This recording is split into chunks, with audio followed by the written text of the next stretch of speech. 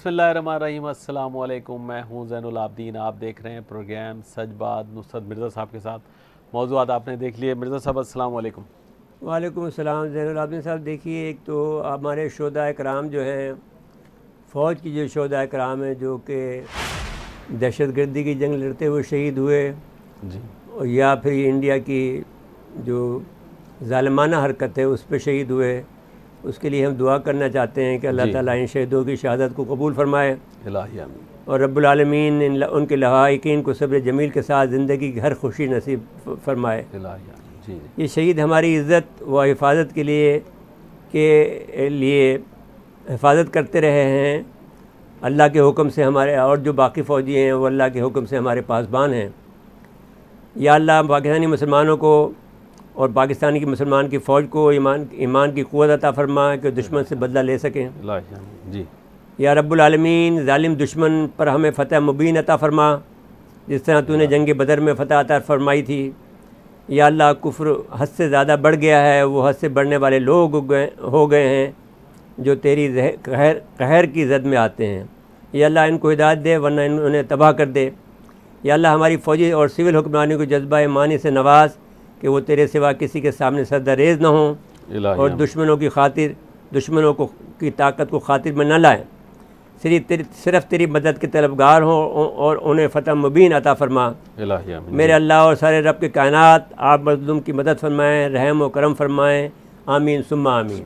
बेशक। ये हमने अपने जो हुक्मरानों के लिए दुआ की है, हमने अपने शहीदों के लिए दुआ की है, हमने अपने फ़ौजियों के लिए दुआ की है कि जो हमारे पासबान हैं अल्लाह के हुक्म से। तो हम इसके बाद में तवक्को रखते हैं कि हमारे फ़ौज के सरबराहान जितने भी हमारे जो हैं बर्री बहरी फ़िज़ाई, ये सब अल्लाह के ऊपर क़ुव्वत ईमानी अपने अंदर पैदा करेंगे, उनको आवाज़ देंगे। क़ुव्वत ईमानी तो उनके अंदर मौजूद होती है, लेकिन सिर्फ आवाज़ दें उस क़ुव्वत ईमानी को, और ये अमेरिका हो या चीन हो या किसी की उस पर न करें, ख़ुद अपने अल्लाह के ऊपर भरोसा करें। और ये दुश्मन जो जुल्म कर रहा है हमारे साथ में, रोज़ हमारे बच्चियों को, जैसे अब कल परसों जो है वो हमारी एक बच्ची को शहीद कर दिया बेगुनाह। जो अब इन लोगों का ये जो है, इन लोगों ये ग़ुलाम लोग हैं, 800 साल तो ग़ुलाम रहे हैं, फिर ग़ुलाम बनना चाहते हैं, तो ग़ुलाम क्यों नहीं बनाते इसको आप। और इस वक्त जो है इनके साथ में वो सलूक नहीं होना चाहिए जो मुग़लों ने इनके साथ सलूक किया, कि इनके साथ में इनके यहाँ शादियाँ की, इनको डिवाइड एंड रूल किया। इनको सज़ा देनी चाहिए। इसके बाद में हम अब आगे चलते हैं रेकोडिक के मामले में। जी पाकिस्तान अच्छी खबर है वो, पाकिस्तान के लिए अच्छी खबर है वो। पाकिस्तान के लिए अच्छी खबर है। रेकोडिक केस में पाकिस्तान का काफ़ी मजबूत मौक़िफ़ है और सालिसी के फ़ोरम के जुर्माने पर हुक्म इम्तना मिल गया है, जो बड़ी कामयाबी है हुकूमत की दानिशमंदी है। और जिस दानिशमंदी से केस लड़े, तो अगर दानिशमंदी से और केस लड़े तो ख़त्म हो सकता है। लेकिन ये कि रेकोडिक से आप माहिदा कर लें, अगर वो इतनी एक्सपर्ट हैं तो उनसे माहिदा कर लें और ख़त्म करें मामले को, और जो अपने टर्म्स पर उनसे माहिदा कर लें, उनको हमारा हिस्सा जो है 50% से 40-60% का रेशियो पे तय कर लें, और जो रेकोडिक है उससे आप पैसे निकाल लें। बहुत मुश्किल काम होता है क्योंकि उसमें तांबा भी होता है, सोना भी होता है, तो उसको निकालना एक मुश्किल काम होता है। और 4-5 कंपनियाँ दुनिया की एक्सपर्ट हैं इसके सिलसिले में। और अगर चाइना से होता है तो चाइना से कर लें, जो कुछ भी होता है वो कर लें। अगर वो चाइना कहता है कि साहब हम इसको जुर्माना दे देते हैं तो वो कर लें। लेकिन ये है कि फिर हमारी जो रिक्वायरमेंट है फिर 70-30 का फिर आपको मुआहदा करना चाहिए। इसके अलावा 70 हमारा 30 उनका। तो इस बात में अब दूसरी बात आगे चल रहे हैं ज़ैन साहब। जी मेरे साहब, बदनुमानी का जो मसला है ना, देखें ये नारा लगा कर आए थे तब्दीली वाले, लेकिन बदनुमानी रुक रही नहीं है। नहीं, बदनुमानी इतनी ज़्यादा बढ़ गई है सिंध में, तो ज़ैन साहब सलाह आम हो गई है। आप सिंध से शुरू करें। मैं सिंध से करता हूँ, लेकिन पहले मैं ये बात कहना चाहता हूँ कि एक बात, मैं 2-4 बातें कहना चाहता हूँ। जी देखिए, पहले मैं ये MQ पर बात करना चाहता हूँ। देखिए, मैं 3 आदमियों पर बात करना चाहता हूँ आज के दिन, जो है आमिर ख़ान पर जी, और एक किश्वर ज़ोरा हैं, उन पर जहरा हैं, और खालिद मकबूल सिद्दीकी पर। खालिद मकबूल सिद्दीकी से हम बात शुरू करें तो मैं ये बात जानता हूँ, खालिद मकबूल सिद्दीकी जो इस वक्त कन्वीनर हैं, उसकी माँ और उसका बाप दोनों इंतहाई शरीफ आदमी थे। और इनका मामू मेरा वर्कर था जिसके ऊपर मैंने एहसान किया, उसको गिरफ्तारी से बचाया, उसको और दूसरे मामला से उसको बचाया। तो मेरा एहसान इस पूरे ख़ानदान के ऊपर है। दूसरी बात यह है कि मैं ये बात कहना चाहता हूँ, मैं किश्वर ज़ोहरा के बारे में बात करना चाहता हूँ कि मैं 2 मरतबा तुम्हारी मदद को आया।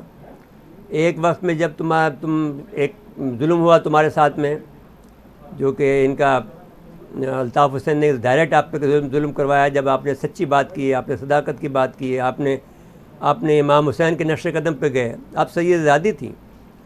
तो मैं आपसे कहा कि अब वो आपकी तरफ पलट के नहीं देख सकता अगर आप मैं आपकी हिमायत पे खड़ा हो जाऊँ। मैं तो 20 दफ़ा गया इस ख्याल से कि ये मुझे मार दें तो इसको भून देंगे, अल्ताफ़ हुसैन को, जो लोग भी हैं उसको भून डालेंगे और इस तरह से भूनेंगे कि जिस तरह से कबाब को तलते हैं इस तरह से भून डाले जाएगा इस अल्ताफ़ हुसैन कालिए को, जो हिंदू बन गया। तो अब मैं ये कहना चाहता हूँ, दूसरी बात ये कि फिर जब आपके साथ में आपके घर के ऊपर छापा पड़ा और आपके लोगों ने डरवाया, MQM वाले लोगों ने, तब मैं आपकी मदद को आया। तो फिर आप यजीद के साथ क्यों हुई?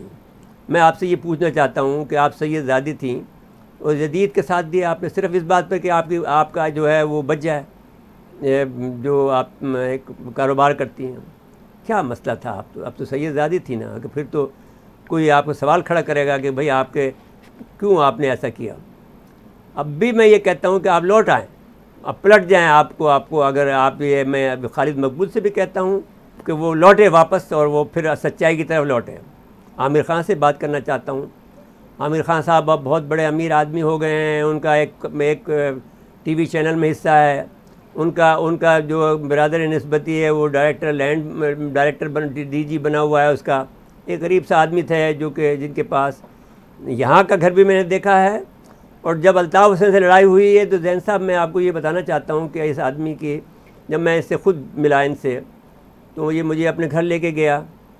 और जब घर ले गया, जिस घर में ये जगह पर उन्होंने पनाह ली थी रावलपिंडी में, तो उस घर में कोई चीज़ नहीं थी सिवाय ये ख़ानदान के, जो ख़ानदान एक गट्ठी की शक्ल में, इनका सारे बीवी बच्चे सारे एक गट्ठी की शक्ल में बैठे थे। तो मैंने इनसे पूछा, आमिर ख़ान से, क्या मदद चाहिए? तो इसने कहा, नुसरत भाई आप सामने सब कुछ देख रहे हैं। मैंने किसी खातून पर, किसी बेटी पर, किसी पर मैंने सिर्फ ये देखा कि एक गट्ठी है, बस मैंने निगाह अपने फेर ली। और फिर इसके बाद में मैंने जाकर सीधा चीफ़ ऑफ आर्मी स्टाफ को फ़ोन किया। मेरी ये ताकत थी, मेरा ये दोस्ती थी जनरल आसिफ नवाज़ से, कि मैंने उनसे कहा कि इनकी बुरी हालत है, इनकी मदद की जाए। तो आप याद करें वो मेरा एहसान कि जब आपको फिर आपको जो मदद की गई, फिर वो ज़ाहिर है कि वो पीछे से तो नज़र नहीं आती आपको मदद, लेकिन जो मदद करने वाला तो फिर अल्लाह था, लेकिन सब पीछे उसमें दुआ करने वाला और आपका रास्ता बनने वाला तो मैं था ना जी। आप मेरे एहसानमंद भी नहीं हुए। फिर मैं जनाब मोहतरम अख्तर रिजवी साहब की ये बात कहता हूँ कि जो कौम अपने दानिशवरों की इज़्ज़त नहीं करते वो तबाह हो जाती हैं। तो तबाह हो गए ना आप। मुझे बताइए कि मैं तुम्हारा इसका फ़लसफ़ा देने वाला मैं था, इसके लिए सब कुछ करने वाला मैं था। तुम चले गए उसके पास, एक यजीद के पास, और अभी भी तुम्हारा ईमान मैंने मुझ पर शुबा है। मैं चाहता ये हूँ कि तुम्हारे को एक मौका दिया जाए कि आप वापस पलट आओ। और सारे लोग जो हैं, मैं मकबूल सिद्दीकी से कह रहा हूँ, आमिर ख़ान से कह रहा हूँ, कि जो लोग भी तुम्हारे बदमाशी कर रहे हैं पूरे इलाके में, जहाँ तुमने एजुकेशन अफसर ऐसे बदमाशों को लगा दिया है जो कि जिसका नाम मैंने पहले भी लिया है, अब मुझे जो भी नाम, या अयूब जज़बानी को ले लें, आपने डिप्टी डायरेक्टर वैसे उससे बना रखा है साइट का। तो आपने वो आदमी ये कर रहा है कि गरीबों के जो मर गए हैं वो या ज़िंदा हैं, उन औरतों के और मर्दों के आप वो 35-35 लाख 40-40 लाख रुपए उनकी रिटायरमेंट के निकालते हैं, बार निकालते हैं, और गवर्नमेंट ऑफ सिंध से पैसे वसूल करते हैं। तो क्यों नहीं पकड़ते? लेकिन पकड़ कैसे सकते हैं, क्योंकि वो एंटी करप्शन को बत्ता देते हैं। यहाँ पर मैं अपने तमाम जो सहाफ़ी बरादरी है मेरी, जो मेरे ब्रादर हैं, जो मेरे शागिर्द हैं, जो मेरे बच्चे हैं, जो इंटेलिजेंस से ज़्यादा अच्छे काम करते हैं, और सारे जो बल्दिया पर नज़र रखे हुए, उन सब को मैं हिदायत करता हूँ, हुक्म देता हूँ, जो मेरे शागिर्द हैं उनको हुक्म देता हूँ कि सारे के सारे एंटी करप्शन पर और इस MQM के ऊपर लग जाएं। जो भी हो मुझे रिपोर्ट करें। और इस एंटी करप्शन के अंदर के पीछे इसमें ऐसे ऐसे काली भेड़े हैं जो बज़ाहिर जो हैं आपने आप को पारसा कहते हैं। मैं नाम इस वक्त किसी और वक्त में लूँगा, एक एक का नाम मैं वाश करूँगा और मेरे पास सारे के सबूत यानी वीडियो सबूत मेरे पास उनके मौजूद हैं, वो मैं इन पर ज़ाहिर करूँगा और उसको टीवी पे दिखाऊँगा। अच्छा, एक बात ये कि होती है मिर्ज़ा साहब कि हम वेस्ट का ज़्यादा जिक्र करते हैं। जैसे साहब बात ये है कि हमारे पास जो इन्फॉर्मेशन है वेस्ट की ज़्यादा है। हमारे पास जो है जो सेंट्रल की अब हम शुरू कर देंगे सेंट्रल की शुरू कर देंगे। आपको बहुत सी जगह पर केमाड़ी की कर देंगे जी।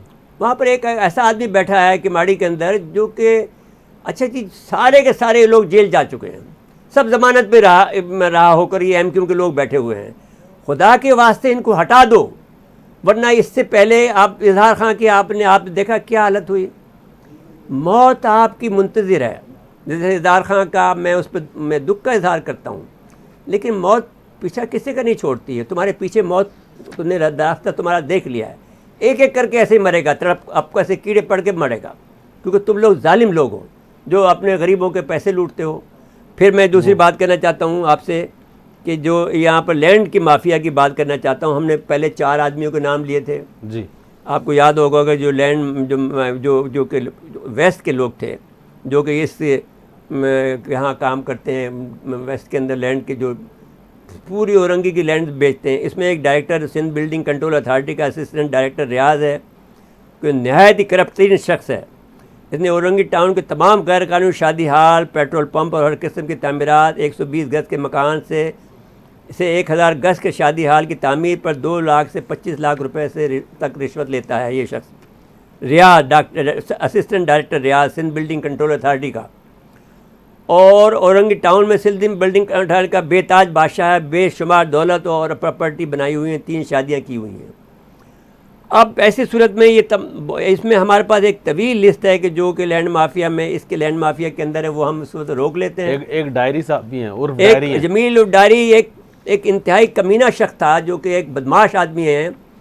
वो अब इस वक्त लैंड क्रूज़र में घूम रहा है, गाड़ी में घूम रहा है और वो पीपल पार्टी का नुमाइंदा बनता है। सिर्फ एक नाम बना के छोड़ते हैं, बाकी नामों को हम होल्ड करते हैं जी। गुलशन नज़र के नाम से एक और काम हो रहा है, चाइना कटिंग हो रही है जी।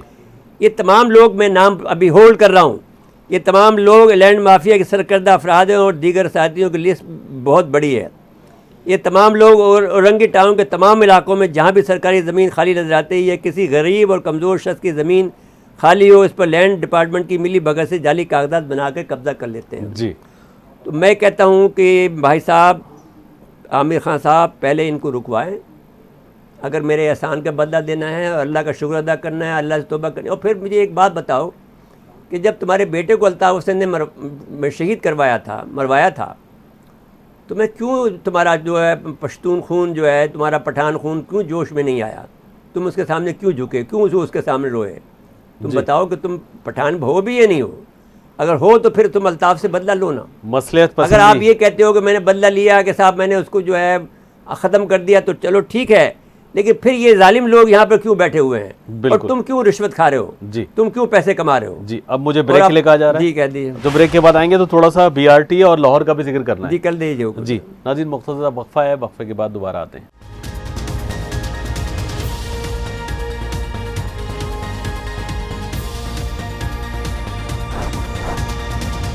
तुम बताओ कि तुम पठान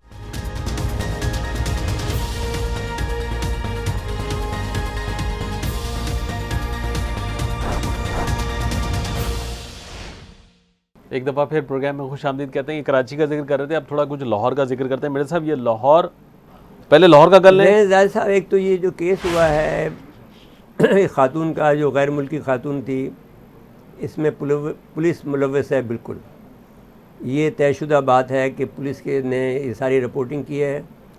तो अब पुलिस वाले इमरान को गिरफ़्तार इसलिए नहीं कर रहे हैं कि जो अगर वो पकड़ा जाएंगे तो वो पुलिस का नाम बता देगा कौन कौन इसमें शामिल है।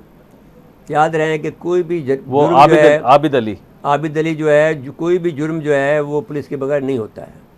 1 घंटे 20 मिनट उस खातून ने पुलिस वालों को अपनी लोकेशन तक दी, जो कि इन पुलिस वाले वहाँ नहीं पहुँचे और 1 घंटा 20 मिनट तक और वहाँ एक चौकी भी है, उस चौकी पर के बावजूद भी वहाँ पर ये वारदात हुई। इसका मतलब है कि 100% पुलिस इसमें मुलविस है। और वो उसी ने ही अगर CCPO साहब अगर कोई मर्द आदमी है और काम करके दिखाना चाहते हैं तो इन पुलिस वालों को, जो कि इस इलाके के पुलिस वाले जितने सारे हैं, उन सबको गिरफ़्तार कर लें और उनको जो है उल्टा लटका कर, जैसा कि वो चित्तर मारते हैं, इनको मार कर इनसे पता लगाया कि आबिद अली जो है इन्हीं के पास है और कहीं नहीं मिलेगा आपको, इनके अलावा मिलेगा। वो मर गया तो आप ये सारे लोग जिम्मेदार होंगे, किसी एक को नहीं छोड़े। अगर वो शरीफ भी आदमी है, जो पुलिस वाला है, जो वहाँ का, जो चौकी का और उसके थाने का, उसको भी आप नहीं छोड़े। वो बता देगा आपको वो सही हालत क्या है। जब आप उसको पकड़ेंगे तो वो सबसे पहले वो बोलेगा, जो कमज़ोर आदमी है जी। तो अगर आपने कोई काम दिखाना है और आपको यहाँ रहना है और अगर दूसरे आदमियों की तरह से आपको जो है ज़िल्लत की ज़िंदगी गुजारनी है तो फिर आपकी किस्म, आपकी मर्ज़ी है। लेकिन इसके बाद में अगर आपने इनको छोड़ दिया तो इसका ये मालूम होगा कि आप भी इसमें मुलव्विस हैं। अच्छा जी जैन साहब, आप दूसरी बात ये है कि जो अपोजिशन और ये इनका दूसरा इम्तिहान भी है कि वो इनको लैंड माफिया ग्रुप को पकड़ना है। लेकिन ये आप देखिए, लैंड माफिया ग्रुप को मैं ये समझता हूँ कि देखिए जैन साहब, एक दफ़ा जब इतना ज़्यादा करप्शन हो जाए तो अज़ाब इलाही आता है और वो फिर बिला इम्तियाज़ कत्ल व गारतगिरी फिर कत्ताल होता है जी। उसमें फिर ये नहीं देखा जाता है कि नुसरत मिर्ज़ा शरीफ आदमी था, इसने कभी भी सर नहीं झुकाया किसी यजीद के सामने, अल्ताफ़ हुसैन यजीद के सामने भी, और उस यजीद को यजीद ही कहा, उस वक्त भी कहा, आज तो सभी कह रहे, उस वक्त कहा जिस वक्त के वो अलमोस्ट जो है अपना जो है हमारा जो महाजिर दुश्मन था, वो इंडिया का एजेंट था, गद्दार था पाकिस्तान का, वो नुसरत मिर्ज़ा उस वक्त भी ये कहता था।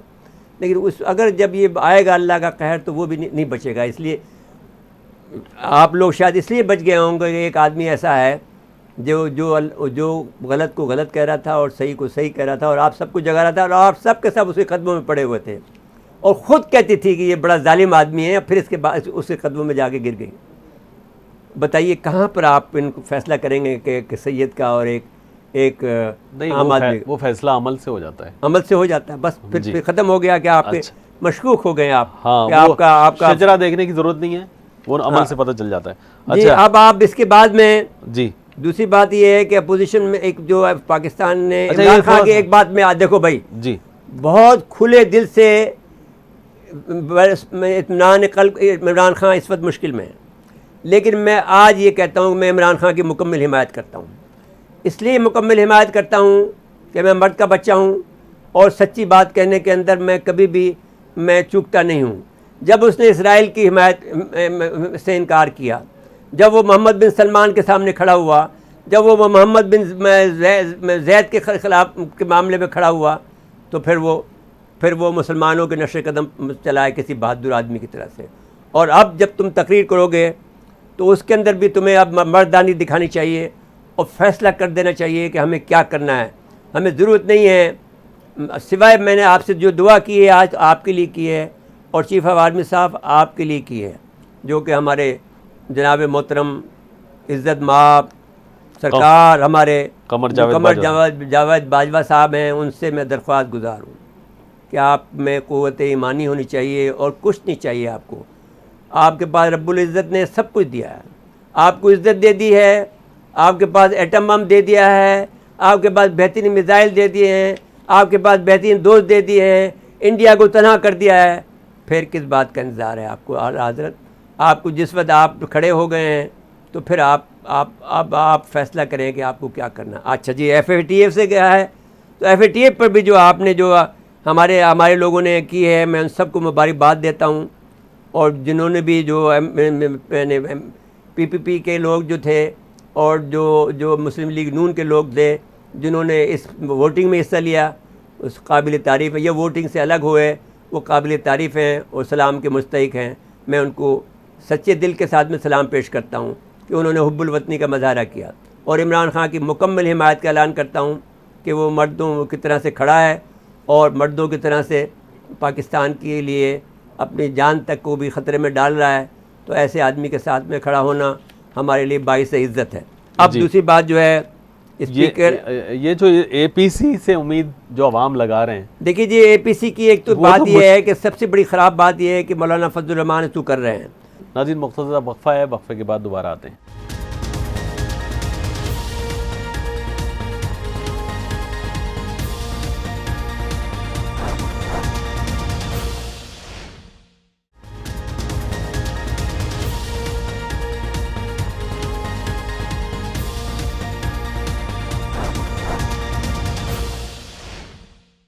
मौलाना फजलुर रहमान के नहीं, ये मामले में पीपल्स पार्टी मेज़बान है भाई, मेज़बान ठीक है, लेकिन है तो मुतहरिक वो है जी, रूह उन्होंने रूह डाली है। रवान तो वो है। लेकिन बात यह है कि पीपल पार्टी को ये बात याद रखनी चाहिए कि आपका जो है, आप न तो जनाब मोहतरम जुल्फ़िकार अली भुट्टो के आप वारिस नहीं हैं, आपने उल्टा काम किया है जो कि जुल्फ़िकार अली भुट्टो ने इतने पैसे नहीं बनाया। जुल्फ़िकार अली भुट्टो साहब ने करप्शन का रिवाज नहीं किया।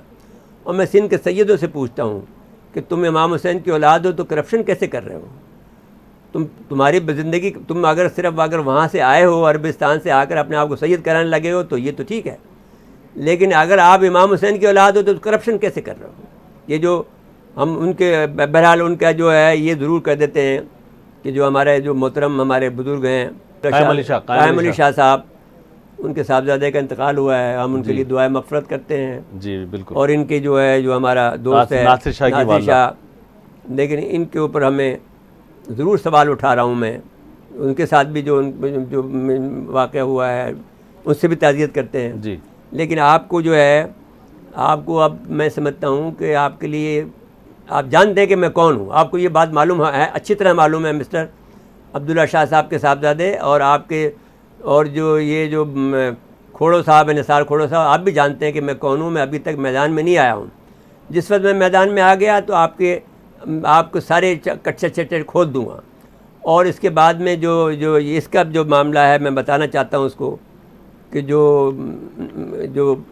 वज़ीर बल्दियात हैं, जब आप अच्छे हो जाएं तो आप बच जाएंगे, वरना आपका नंबर आ गया है जी। अब आगे चलिए। अच्छा, ये बार काउंसिल की ऑल पार्टीज कॉन्फ्रेंस हुई तो बात कोई नतीजा तो नहीं निकला? जैन साहब, बात ये है कि बार काउंसिल को देखिए, बार काउंसिल को अपनी, क्योंकि हम भी वकील हैं, हमें बहरहाल एक बरादरी के लिहाज से ख्याल करना चाहिए, लेकिन हम ये कहते हैं कि हमें अपनी बरादरी का वक़ार को बहाल करना चाहिए। जो हमारी बरादरी का वक़ार बुरी तरह से मजरूह किया है पंजाब के लोगों ने जी, पंजाब के वकला ने, जो आपने इस बरादरी का, इस काले कोट की हुर्मत को आप बहाल करें। आपने बहुत नुकसान पहुँचाया। सियासत से ज़्यादा इनकी तवज्जो उधर होनी चाहिए। उधर नहीं, सियासत नहीं करनी चाहिए, आपको अपनी इज़्ज़त ख्याल रखना चाहिए। ये लोग, हुकूमत आती जाती रहती है, आप लोग जो हैं और दबाव डालें, जो फैसले पेंडिंग में जा रहे हैं, लोग वो फैसले पेंडिंग में जा रहे हैं, आप इंसाफ करें। आप हल्फ लेके आते होते हैं कि आप इंसाफ करेंगे, बल्दिया का उसका फैसला, आप झूठों का साथ देते हैं, फिर वो पुलिस वालों को मारते हैं, औरतों को मारते हैं। ये कोई अच्छी बात है?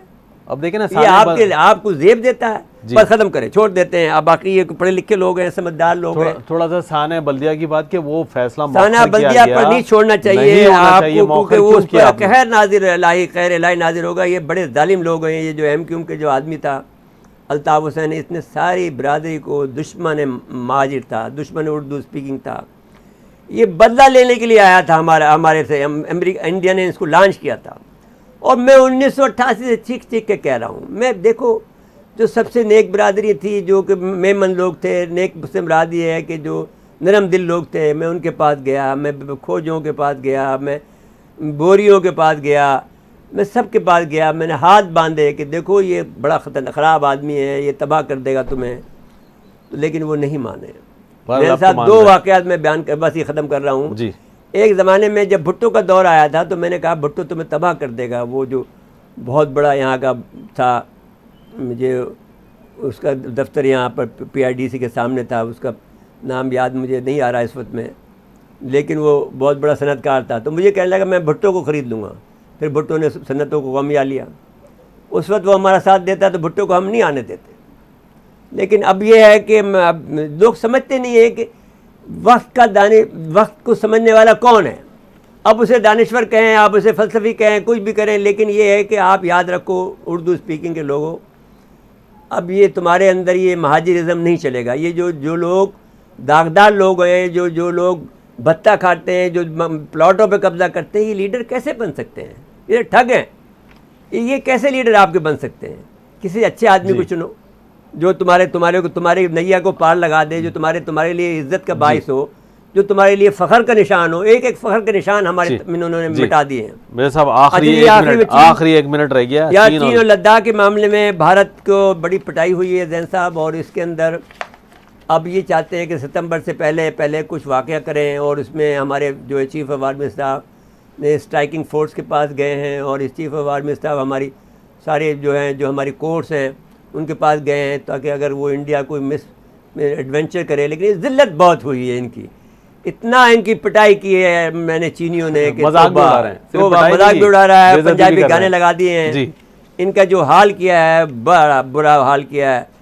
मैं सिर्फ ये कहना चाहता हूँ अल्ताफ़ हुसैन के लोगों से आखिर में, वाय नाकामी मताए कारवां जाता रहा, कारवां के दिल से एहसास ज़ियां जाता रहा, कि तुम्हें मालूम ही नहीं हुआ कि तुम्हारे पर कितना बड़ा तुम्हारा नुकसान हो गया। तुम्हारे अंदर एहसास भी ख़त्म हो गया कि तुम कितने बड़े नुकसान में चले गए हो। एक पढ़ी लिखी कौम, एक जाहिलों को, बदमाशों को, गुंडों को तुमने ऊपर लाकर अब बड़े डायरेक्टर लैंड बना दिया, director education, deputy director education बना दिया, किसी को डायरेक्टर बना दिया, धोबी को बना दिया, किसी को कालियों को बना दिया, किसी चमार को बना दिया। तुम लोग कैसे लोग हो जी? उसकी सज़ा पाई। वक्त ख़त्म हुआ प्रोग्राम का।